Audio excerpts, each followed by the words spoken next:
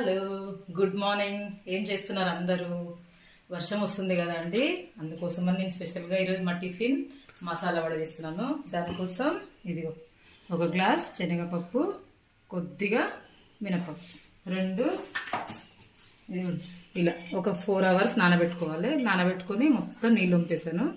దీన్ని మిక్సీలో మొత్తం వాటర్ అంతా తీసేసి మిక్సీలో వేయండి. అంటే ఇది ఆల్రెడీ నానబెట్టిన పప్పు. ఇది ఎర్లీ మార్నింగ్ లేవగానే నేను నానబెట్టాను 5 o'clock. ఇప్పుడు 10 అవుతుంది కదా, సరిపోతుంది.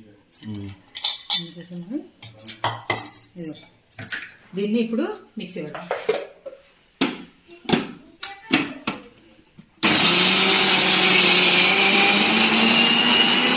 కోర్సుగా గ్రైండ్ చేయాలి, మెత్తగా పేస్ట్ లాగా చేయకండి, బాగుండదు టేస్ట్. ఇది కొంచెం బరగ్గా ఉండాలి.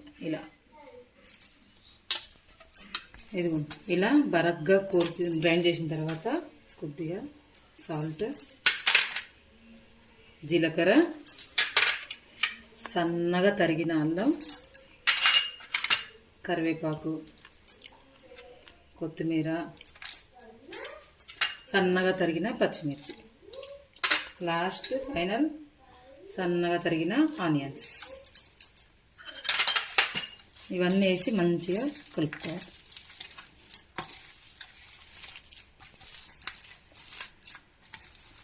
ఇది ఇలా అన్నీ మంచిగా వేసి కలుపుకోండి. దీన్ని ఇప్పుడు చేతికి ఆయిల్ రుద్దుకొని వడల్లాగా చేసి ఫ్రై చేసుకోవడం. ఇది నానబెట్టిన పప్పు ఉంది కదా, గ్రైండ్ చేయకుండా ముందుగానే కొంచెం తీసి పెట్టుకున్నాను. ఇప్పుడు దీన్ని దీంట్లో యాడ్ చేసుకోవాలి. ఇది మధ్య మధ్యలో తగులుతుంటుంది కదండి, తినేటప్పుడు బాగుంటుంది వడ అన్నమాట. అందుకోసమని తీసి పెట్టుకున్నాను ముందే. ఇదిగోండి, కొద్దిగా చేతికి 2 చేతులకి మంచిగా ఆయిల్ రుద్దుకొని కొద్దిగా పిండి తీసుకొని ఇలా జస్ట్ ఇలా ప్రెస్ చేయండి అంతే. ఏం చేయదు, ఎక్కువగా సన్నగా కూడా చేయొద్దు. దీన్ని చేస్తే బాగుండదు, ఇది లావుగా ఉంటేనే బాగుంటుంది.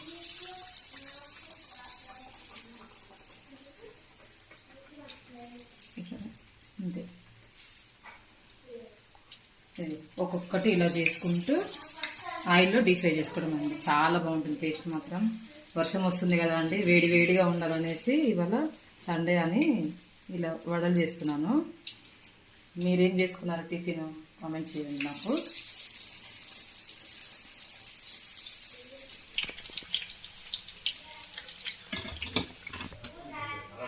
ఇదిగోండి, ఇలా గోల్డెన్ బ్రౌన్ వచ్చేంత వరకు ఉంచుకొని వేసేసుకోండి.